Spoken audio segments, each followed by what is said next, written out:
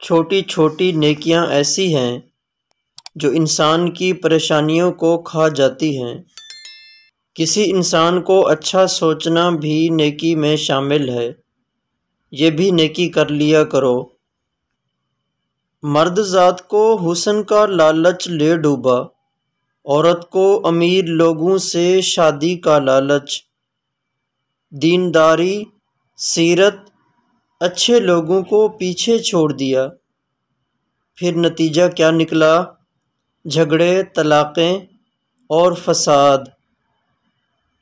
زندگی میں کچھ بھی کرنے کا اگر ارادہ رکھتے ہو تو لوگوں کے بھروسے پر نہیں بلکہ اپنے بھروسہ پر اور اپنے دم پر کرو، کیونکہ لوگ تمہیں تبھی اٹھاتے ہیں جب مٹی میں ملانا ہو۔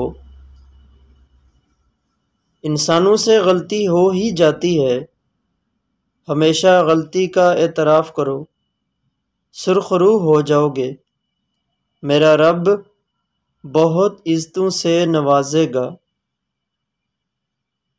اپنی زبانوں کو عادی بناؤ سلام کرنے کا، اس سے دشمن کم ہوتے ہیں اور دوست بڑھتے ہیں۔ اپنی نیکی کو بھول جانا اور دوسروں کی نیکیوں کو یاد رکھنا مومن شخص کی نشانی ہے۔ جب عقل پر پردہ پڑ جائے تو سمجھانے والا آدمی سب سے برا لگنے لگتا ہے۔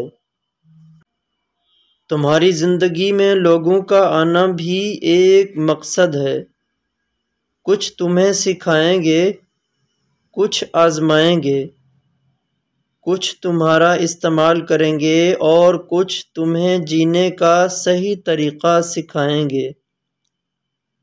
کسی جاہل آدمی کو دلیل دینا خود کو ذلیل کرنے کے برابر ہوتا ہے۔ تمہاری ماں ایک ایسی بینک ہے جہاں تم اپنے ہر دکھ اور احساس کو جمع کر سکتے ہو۔ زندگی میں ہمیشہ اپنے ساتھ ان لوگوں کو چنو جو تمہیں عزت دیں، قدر کریں اور اپنے زیادہ تمہیں عزت دیں، اور یہی بہترین دوست کی نشانی ہے۔ طاقت کے نشے میں ظالم لوگوں کو یہ بات بتا دو کہ مظلوم کا وار ہر باری خالی نہیں جاتا، بس وقت تھوڑا انتظار ضرور کرواتا ہے۔